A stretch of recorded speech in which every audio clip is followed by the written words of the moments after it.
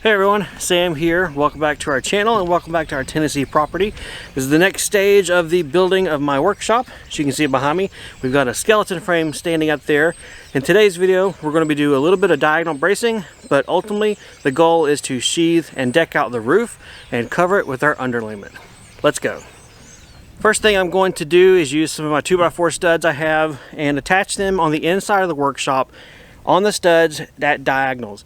I'm going to use those to help stiffen everything up and keep this thing from shaking and shimmying, especially as we're up on the roof working. It's also going to help everything to stay square and true and just be a lot safer overall. I will eventually take these boards down and reuse them, but for now, consider them a safety measure. You guys getting dizzy yet? Feeling like a dance partner out here?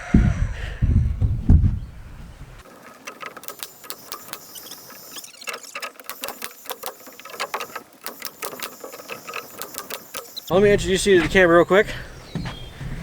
There's a great height difference. You might have to squat down. I want to introduce to you guys to the helper for today. I won't even say apprentice. I don't know. Tag team partner? Tag team partner. There we go. Tag team. This is Angela's brother, Austin, and he is out here today to help me do all the grunt work because she decided to stay home.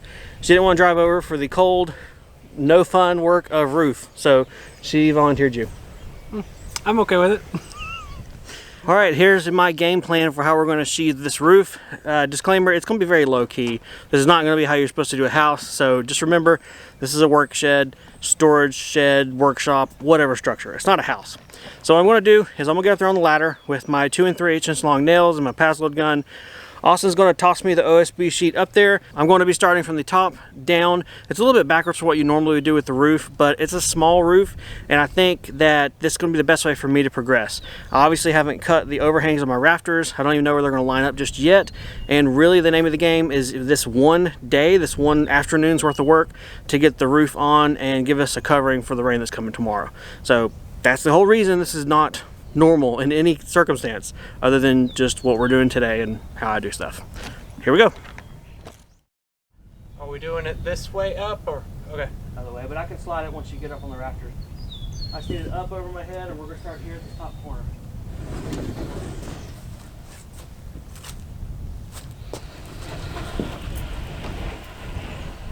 All right, hang on just a second. Sometimes they're marked. All right, cool. You got the right side up. Okay. I can rotate it a little if you need it started. Yeah. Going this way.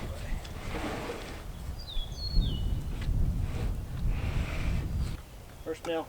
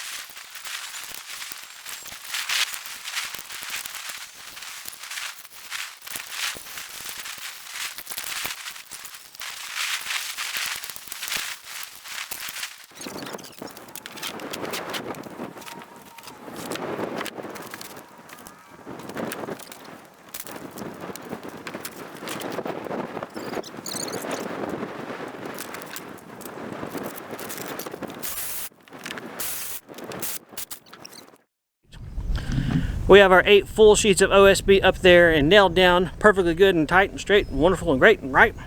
So next thing to do is take our 4-foot squares and fill in these holes. Our little skylights in the workshop, they're not going to stay there. Let's go ahead and patch those up now.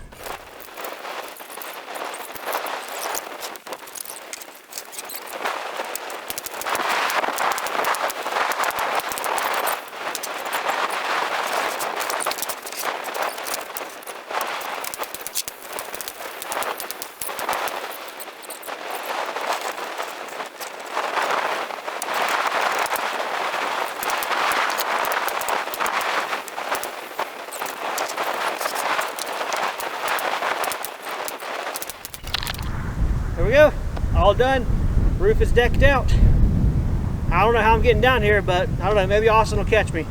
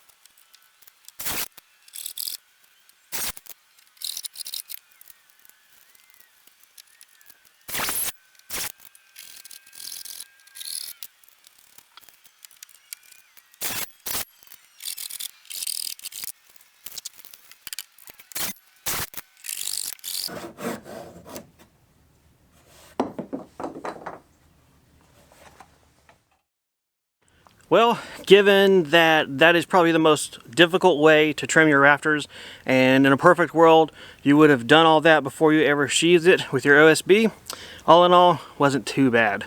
Now, the reason I did all of this is, one, I'm not conventional, and two, because I was not exactly sure where the OSB sheathing was going to end up on the rafters whenever it got laid down and set up and everything was right. In addition to that, I was taking advantage of having help that day to get the sheathing up there. So that's my reasonings for why I'm doing the things like I am. Obviously, as you get to see this and you have the benefit of what for me is hindsight, you will see better ways to do this. You'll see more efficient workflows. You'll see how what I'm doing is terrible or how what I'm doing is pretty cool. All depends on what's going on at the time. But for me, here in reality, out here by myself doing stuff, this worked out pretty good. It wasn't terrible overall. Honestly, the worst part was moving the ladder around and fighting the mud. But what are you gonna do about that? I'm not that tall, and mud is mud. Before I jump over and do the exact same work to the other end of the building, I want to go ahead and change gears, change my scenery for a moment, and go ahead and attach my fascia board. My fascias are going to be 2x4 framing members, regular 1.5 inch thick studs. They're going to lay horizontally and tie all the rafters together, as well as give me an additional nailer for the OSB.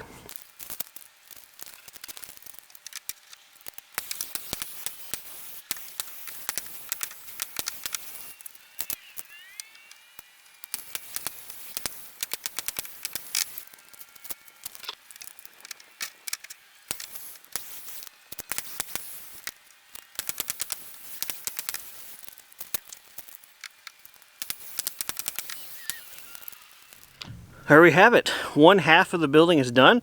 Our rafters have been trimmed, our fascia board has been attached, and our OSB sheathing and everything is permanently attached. So, looks great. I was a little worried about doing a 2x4 fascia. I was concerned that it was going to look very, very small and weird. And okay, given if this is a house, that would be weird, but for a storage shed slash workshop building, I think that turned out okay. The reason I did 2x4s is because honestly, I forgot to order the 2x6s for this part of the building. I've purchased everything in bulk, ordered it all at once and had it delivered real time about a month ago now. And in that month, the prices of lumber and building materials has skyrocketed. That one 2x6, which was X price, is now $6 more per board. I'm not made of money, in case you don't know. I'm not made of money out here. So what I decided to do was to go with 2x4s. Those 2x4s were still $1 or $2 more expensive than the 2x6s would have been. So you know, live and learn, I guess. Either way, the 2x4s look fine.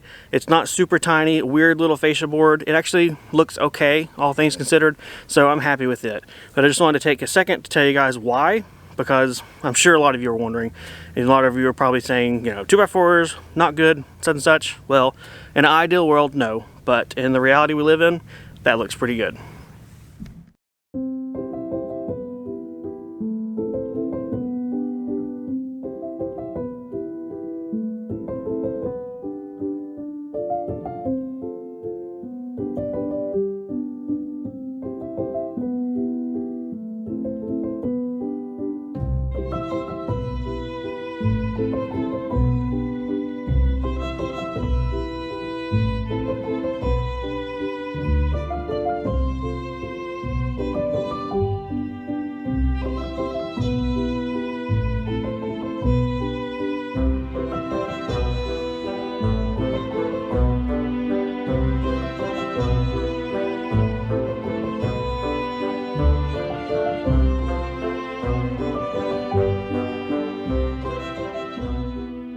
I have my rafters and fascia boards all done. The roof line looks great.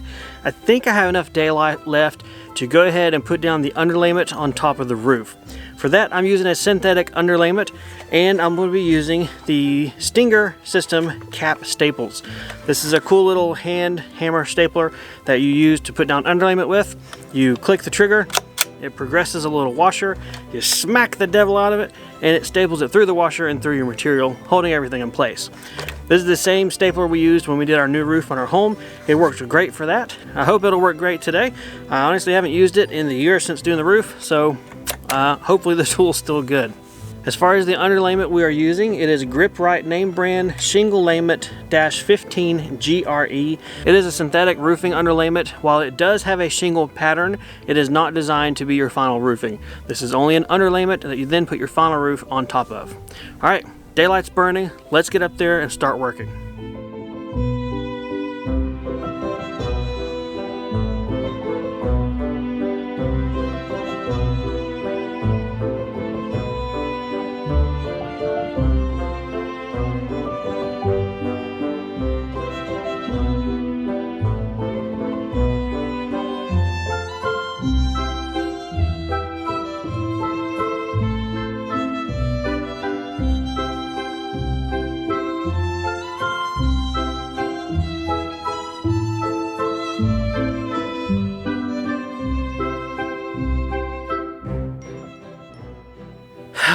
Well, today was one of those days where I had to just stop whenever I needed to stop versus getting to get a chunk done and pushing through until it was done. I wanted to be able to get the entire workshop covered with underlayment, but I didn't get there. I got 2 out of 5 rows or courses done, so I guess I'm 2/5 of the way done at least. But it was good progress getting the fascia board done, getting all the rafters cut both to length at the angles plus the bottom cut for preparation of building the soffits out and everything. So I mean, all in all, it was a pretty good day's work. I mean, given I've been out here for about 3.5 to 4 hours most, that's not too bad for just one person moving the ladder around and going back and forth, back and forth. So today was definitely one of those times where I had to be smart and decide to be happy with what I got done. Even though it wasn't as much as I wanted to, it was still a good accomplishment. Well, hopefully you enjoyed coming along to see at least some progress for today, see how I did all that work and learned something or was otherwise entertained. If you guys got any questions or comments, leave them for me down below. Otherwise, take care, and I'll see you next time on the homestead. Let's hit the road. I did not know that was up there. I forgot. Wow. That scared me. I thought I was a goner. Okay. Now let's really pack up our stuff, camera included. Bye.